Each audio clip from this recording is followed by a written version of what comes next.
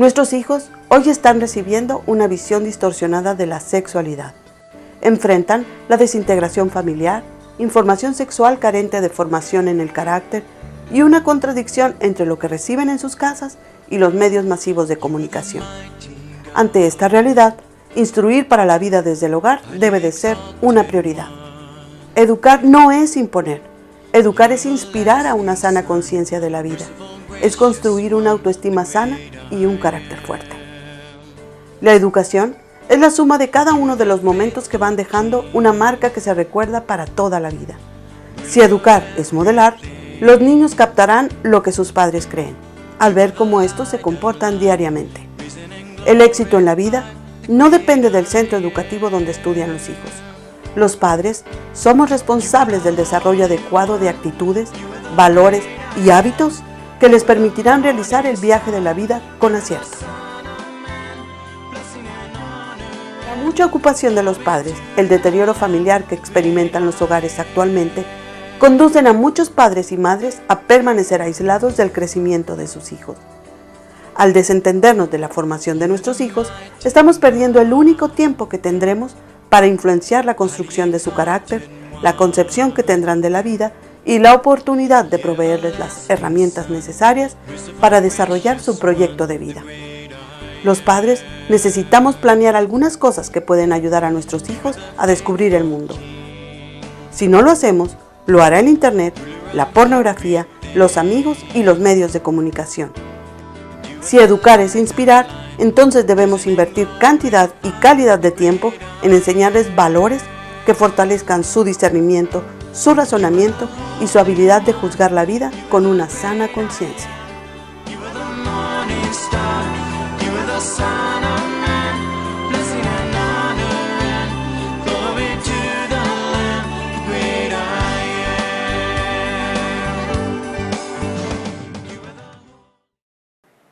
¿Qué tal, amigos? Bienvenidos a Familias de Éxito, donde tratamos temas para fortalecer a la familia.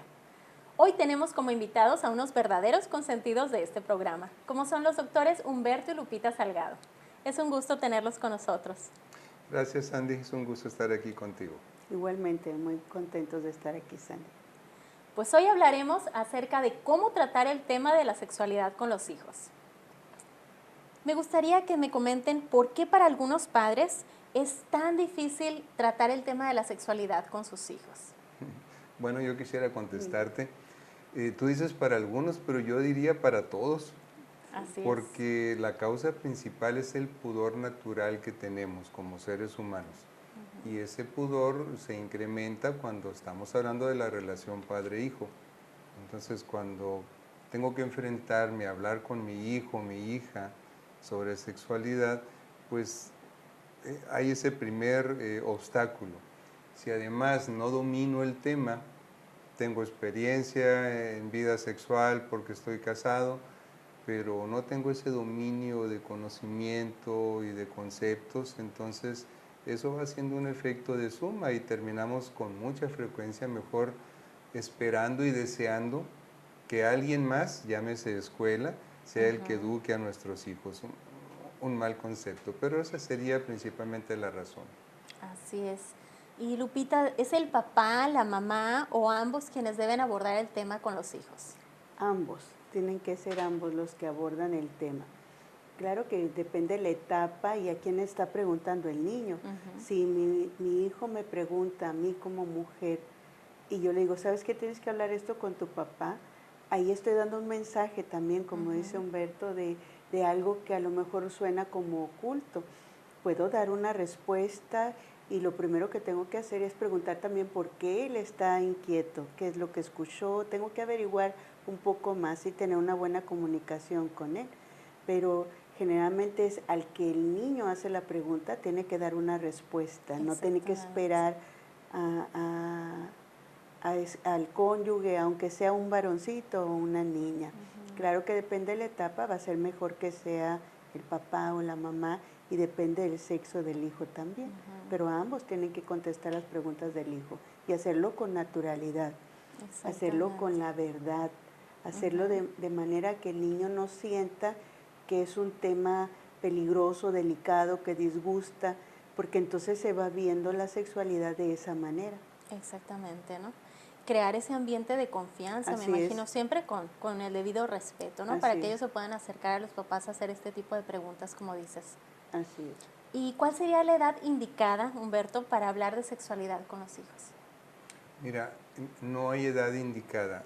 Debemos educar más que hablar y enseñar, educar a nuestros hijos desde el nacimiento. Y hay quien dice, desde el embarazo mismo empieza la educación de los hijos. ¿Cómo? Pues primero capacitándonos nosotros respecto a lo que tenemos que enseñarles y educarles.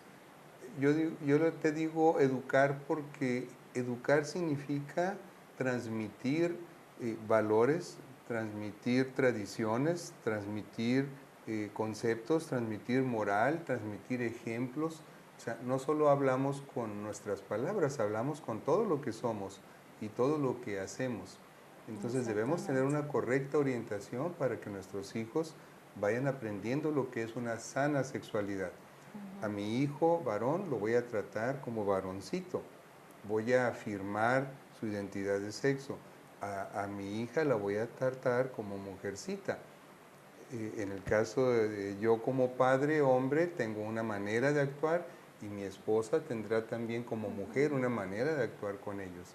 Entonces, la edad, como decías, tu pregunta es desde el embarazo mismo, desde el nacimiento mismo, y habrá maneras de irlos enseñando de acuerdo con su edad. Por lo tanto, es importante, desde que viene el hijo en camino, prepararse, ¿verdad? Así Para esas es. preguntas Sí. que inevitablemente van a llegar en algún Así es. momento. Así es. Y comentan que desde la primera etapa, que va de los 3 a los 5 años de edad del niño, es importante empezar a hablar sobre sexualidad. ¿De qué manera lo hacemos? Me gusta, me encanta la pregunta, porque esa etapa donde dice, ¿por qué de los 2 años a los 3 empezamos a hablar de sexualidad? Porque es cuando el niño toma conciencia de género. O sea, antes de eso no está consciente que hay niños y niñas, pero cuando el niño comienza a preguntar, ¿por qué es diferente mi hermana que yo? O la niña, ¿por qué mi papá tiene un órgano que yo no tengo? Y empieza a inquietarse con la fisonomía o el busto de la mamá. Es un tiempo donde ya tenemos que ser un poco más directos con respecto a la sexualidad. Humberto hablaba, nos tenemos que preparar desde el momento en que nos estamos preparando como padres. Así es. Pero en esa primera etapa, los padres tienen que hablar los dos. Tú preguntabas hace rato, ¿quién? ¿Papá o mamá? Ambos. En la primera etapa, entre los 2 y los 6 años de edad, es una etapa de identidad. Los niños están percibiendo si son hombre o son mujer, y por eso es tan importante que las dos figuras paternas estén presentes, que tanto el hombre como la mamá le conteste al niño las preguntas. Pero es muy curioso, generalmente los niños preguntan más porque quieren una reafirmación de que fueron aceptados cuando vinieron al mundo. Preguntan, ¿me querías cuando estaba en tu pancita? ¿Cómo vine yo? No quieren lecciones de anatomía, ni tampoco aprender de óvulos y espermatozoides. Lo que quieren saber es si eran aceptados y amados. Luego, cuando entran a la primaria, es una etapa donde los niños generalmente comienzan a aprender más de roles, más que de diferencias. ¿Qué hacen las niñas y qué hacen los niños? ¿Cuál es la diferencia entre la conducta de un varón y de una mujer? Como es reafirmada la identidad de género ahí, es importante que la relación de la mamá sea más cercana con la niña y del papá más cercana con el niño. Por supuesto. Así que si está bien abierta la línea de comunicación, el padre del mismo sexo es el que debería responder las dudas. Los niños en esa edad generalmente están más inquietos de si duele cuando nacen. A veces están probando a los papás para ver si los papás les dicen la verdad porque escucharon algo. También buscan afecto porque preguntan mucho para reafirmar, y a veces como papás es muy cansado porque ya nos preguntaron una cosa, fue embarazoso para nosotros responder y luego nos vuelven a preguntar lo mismo. Quieren averiguar si dijimos la verdad. Entonces tenemos que documentarnos, pero siempre preguntarles por qué. ¿Por qué estás preguntando eso? Para no darles información de más también, ¿verdad? Hacerles daño. Si cuando llegan a la adolescencia, si hubo una buena comunicación anterior, van a tener una buena comunicación con nosotros. Así es. Pero nosotros nos encontramos con los padres queriendo hablar de sexualidad cuando los hijos están en la adolescencia, cuando se perdieron todas las oportunidades de comunicación. Si no hubo una buena comunicación antes, en la adolescencia no le van a preguntar al papá ni a la mamá. Entonces van a preguntar con los amigos, pero la manera de educar sexualmente en la adolescencia es más por historias, efectos que tienen en los ejemplos de gente que tengan cercana, sin el afán de sermonear, porque son hipersensibles a los sermones. Y ya cuando pasan la adolescencia, pues se supone que ya debemos haberlos educado completamente en esa área, ¿verdad? Así que es un trabajo de toda la vida, ¿verdad? De toda la vida, así es. ¿Y cómo influyen, Humberto, las creencias erróneas que muchas veces tienen los padres en que haya una falta de educación sexual o incluso una educación sexual incorrecta en los hijos? Pues imagínate, es como un ciego guiando a otro ciego en un tema tan importante como es esto.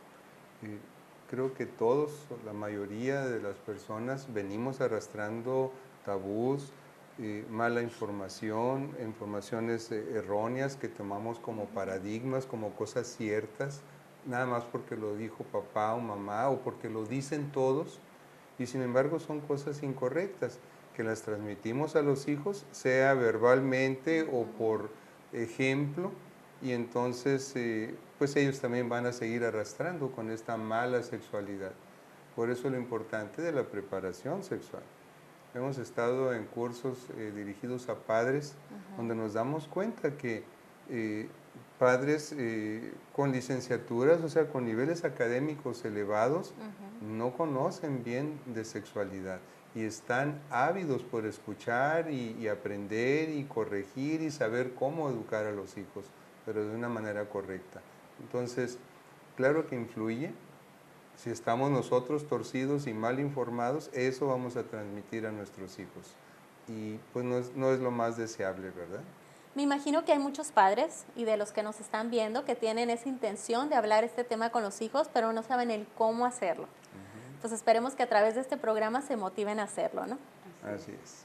Amigos, vamos a un corte y regresando seguiremos hablando de este importante tema. No se mueva de su asiento. Estamos en Familias de Éxito platicando con los doctores Humberto y Lupita Salgado sobre cómo hablar el tema de sexualidad con los hijos. Lupita, algunos especialistas en educación sexual afirman que enseñarle a los niños que sus partes íntimas son privadas puede producirles un complejo que va a afectar su desempeño, pues su vida sexual futura. ¿Tú qué opinas al respecto? Depende de la forma en que el padre hable acerca de eso. Es necesario el pudor, ¿verdad? Humberto decía, es lo que nos limita a veces para hablar con nuestros hijos abiertamente de la sexualidad. Pero si un niño hace una pregunta sobre su sexualidad y la mamá le dice, chamaco cochino, ¿por qué estás diciendo esas cosas? Pues claro que va a interferir en lo que tiene que ver con su buen desarrollo. Puede interpretar que su cuerpo está bien, pero sus genitales no, que tienen algo sucio o malo. Pero es necesario que nosotros les enseñemos a los niños que hay pudor en eso. No pueden estar desnudos, no pueden estar sentados, porque es una protección también para ellos hasta del abuso sexual infantil, que es más común de lo que nosotros quisiéramos que fuera. Ningún niño debería ser abusado sexualmente y las cifras son alarmantes. Si nosotros no enseñamos al niño a tener pudor, está más expuesto a ese tipo de cosas. El detalle está es como enseñarlos a ir al baño. Nosotros les decimos que es un área donde ellos van a estar solos, los enseñamos a que es una parte íntima. Que nadie debe de tocar. Ajá, pero no es algo malo. Exactamente. Nada más la sexualidad tiene su tiempo y tiene su manifestación donde tiene que ser cuidada para esa área en una relación íntima que va hacia el matrimonio. Pero si nosotros no les enseñamos a tener pudor, entonces vamos a tener un libertinaje sexual que al que va a afectar más es a nuestro hijo. Entonces, claro que les hace daño si nosotros lo hacemos mal, pero si no les enseñamos pudor, les estamos haciendo más daño todavía. Exactamente. Y Humberto, ¿es conveniente la educación sexual en el aula, incluso desde el primer año de primaria? Y de ser así, ¿de qué manera debe ser esta? Sí, es importante, es bueno. Quisiera puntualizar que la educación sexual debe ser primeramente en el hogar. Esa es la parte esencial, es la número uno. La educación sexual o la sexualidad se debe aprender en el hogar, a través de los padres. Pero la escuela tiene también una parte importante, esa parte formativa, esa parte objetiva, científica, formal, y por supuesto que debe empezar desde que el niño toca la escuela. Nada más que debe ser adecuada, apropiada a su edad. Y con un ejemplo sencillo quisiera ilustrarte esto. A un bebé que solamente toma leche, pues tú no le das chile, ni le das chorizo, ni cosas así. A un simple pan no se lo das porque no está en tiempo. No son alimentos que no se puedan comer, pero no es el tiempo para hacerlo. Entonces, debe haber sabiduría para saber cómo ir enseñando a los niños la educación sexual que requieren conforme van avanzando en la escuela. De acuerdo a su madurez. Así es. Y además debe ser información y educación, no debe ser promoción. De repente leemos libros y escuchamos pláticas respecto a cómo enseñar a los niños donde parece más una promoción y una publicidad de la sexualidad y apurándolos a que la ejerzan e insistiendo que son libres en todo esto, y eso no es correcto. Exactamente, ¿no? Y hemos visto que tiene más inconvenientes que ventajas. Así es. Así es. Lupita, a mí me gustaría preguntarte, ¿qué ocurre cuando la educación sexual está centrada únicamente en informar sobre lo que es el proceso físico o biológico y dejan fuera las valoraciones morales? Yo te diría que ocurre lo que ya nos está ocurriendo ahorita, ¿verdad? Lo que nos está sucediendo como sociedad en todo el mundo. Mayor número de embarazos entre adolescentes, mayor número de hijos abandonados por los padres, mayor promiscuidad sexual y todo lo que eso está lastimando. No tenemos tantas estadísticas aquí en México, pero por ejemplo en Estados Unidos el 50% de los hijos vive con solo uno de sus padres. Entonces, si tú separas la sexualidad de la moralidad, te metes en problemas, porque cada vez que yo tengo relación con otras personas, yo tengo que tener ética, y la ética incluye en la moral. ¿Sobre qué está basada mi moral? ¿Sobre lo que yo opino, o sobre lo que tú opinas, o sobre lo que quién opina? Exacto. Entonces tiene que haber una autoridad superior que tiene una opinión que no varía, no importa la cultura, la edad, el tiempo en que estemos viviendo. Cuando separamos la moralidad de la sexualidad, entonces vamos a abrir la puerta a abusos sexuales, a violaciones, a adicciones sexuales, porque ¿cuál es el límite si no hay moral? Exactamente, ¿no? ¿Y cómo nos distinguiríamos de los animales? Porque ellos funcionan por instinto sexual, ¿verdad? Y el ser humano... Pero nosotros no somos de instinto, nosotros somos de razón. Sí. No, o sea, ¿qué nos diferencia de los animales? Que nosotros tenemos uso de razón. Y que tenemos relaciones que están basadas en el amor, en otro tipo de cosas, de valores. Si nosotros no ponemos moral en la relación sexual, que es lo que Humberto mencionaba, parece que se promueve y dice, uno de los derechos es que los jóvenes tienen derecho a una educación sexual científica.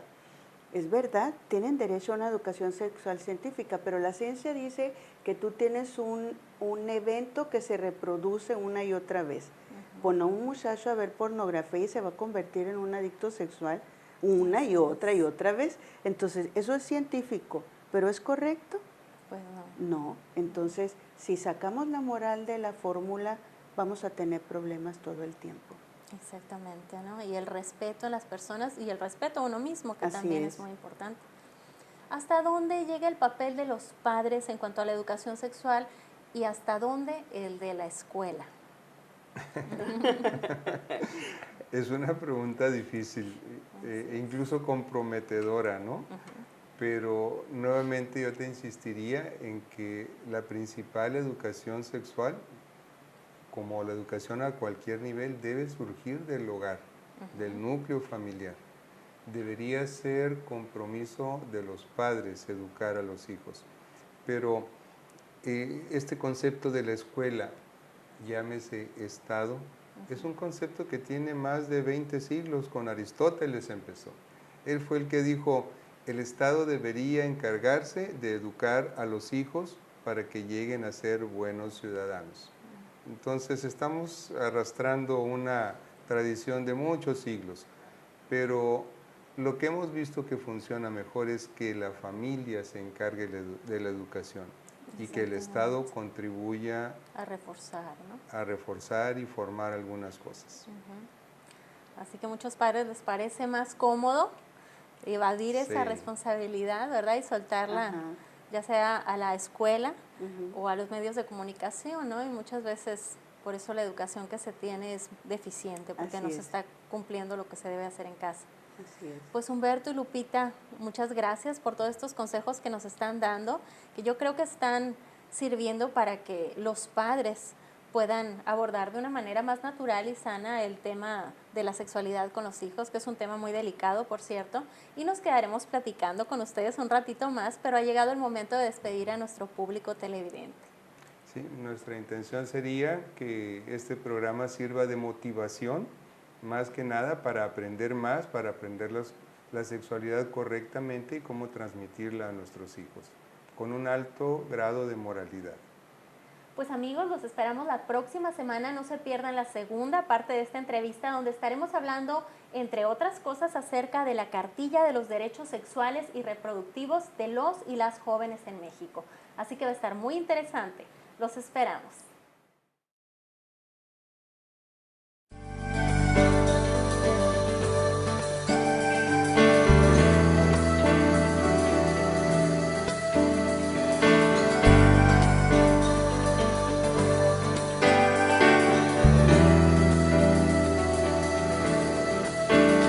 You are the mighty God,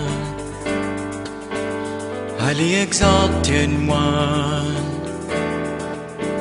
the everlasting Son, merciful, gracious one, the great I am. You are the faithful King.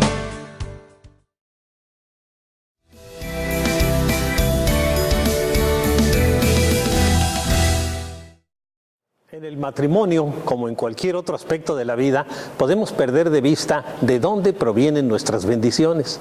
Nuestra perspectiva siempre debe ser de profunda gratitud hacia el dador de bendiciones. Dios nos ha bendecido de modo inconmensurable con el hecho de darnos la vida. Nuestra insatisfacción o gratitud depende de la perspectiva que escojamos. Un día, mi esposa y yo organizamos una tarde de recuerdos. Disfrutamos tanto de ver cada fotografía y nuestros videos caseros. En uno de ellos, de una Navidad de hace muchos años, nos cambió esa perspectiva para siempre. Al mirar nuestra primera Navidad, nos conmovieron dos escenas. La primera nos mostraba desbordantes de felicidad y de emoción por un microondas usado que yo había comprado a Ivonne. En esos tiempos, un regalo económico parecía producirnos mucha felicidad. Sin embargo, la verdadera bendición apareció muy pronto gateando en la escena de video. Era nuestra primera hija, Mónica. Al contemplar a la que entonces era nuestra bebita, nos invadió la conciencia de cuánto nos había enriquecido Dios mediante bendiciones que no se pueden comprar con dinero. 4 años más tarde, nos dio otra bendición con nuestra hija Sandra. Y últimamente con 2 nietos, David y Moniquita. Hoy día, cuando hacemos un inventario de bendiciones, nos fijamos en las cosas que Dios nos ha dado, que ninguna cantidad de dinero hubiera podido adquirir jamás. Y descubrimos que nos ha colmado de bendiciones. Aprenda a estar agradecido con Dios por lo que tiene, aunque sea poco, y no se centre en lo que le falta. Aprenda a valorar la gran bendición que es disfrutar cada momento con su familia. Pídale perdón a Dios por no haber sido agradecido con Él e invítelo a entrar en su corazón. Viva de ahora en adelante para agradecerle todo lo que tiene. Si usted hace esto cada día, estará contribuyendo a formar una familia de éxito. Que Dios lo siga bendiciendo grandemente.